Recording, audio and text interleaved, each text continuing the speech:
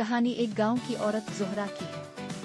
ज़ोहरा एक मामूली घराने से ताल्लुक़ रखती थी, लेकिन इसके दिल में मोहब्बत और कुर्बानियों का खजाना था।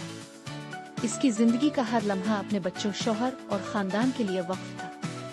ज़ोहरा का शौहर अहमद एक किसान था जो दिन रात खेतों में मेहनत करता था, लेकिन ज़मीन बंजर थी, फसल नाकाम होती रहती और गुर्बत उनके घर की दीवारों से झांकती थी।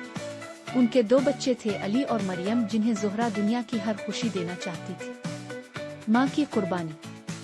ज़ोहरा का दिन अली और मरियम के लिए खाने की तलाश में गुजर जाता। गांव के दूसरे घरों में कपड़े धोना, खेतों में काम करना और कभी-कभी जंगल से लकड़ियां इकट्ठी करना, ये सब ज़ोहरा के मामूलात थे। एक शाम जब खाने के लिए सिर्फ एक रोटी बची, ज़ोहरा ने अपने बच्चों को कहा, बच्चों ये लो तुम खाओ, माँ ने पहले ही खा लिया है। अली ने हैरानी से कहा, माँ तुमने कब खाया? ज़ोहरा ने मुस्कुराते हुए जवाब दिया, जब तुम खेल रहे थे।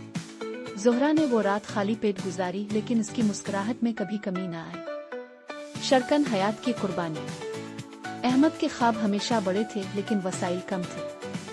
एक दिन इसने एक बैल खरीदने की ख्वाहिश जाहिर की ताकि खेतों को बेहतर तरीके से जोत सके। ज़ोहरा ने अपने जेवर, जो इसकी माँ की निशानी थे, खामोशी से फरोख्त कर दिए।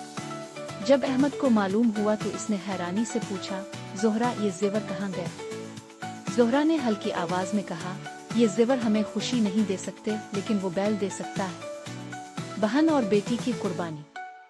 ज़ोहरा सिर्फ एक माँ और बीवी ही नहीं, बल्कि एक बेटी और बहन भी थी।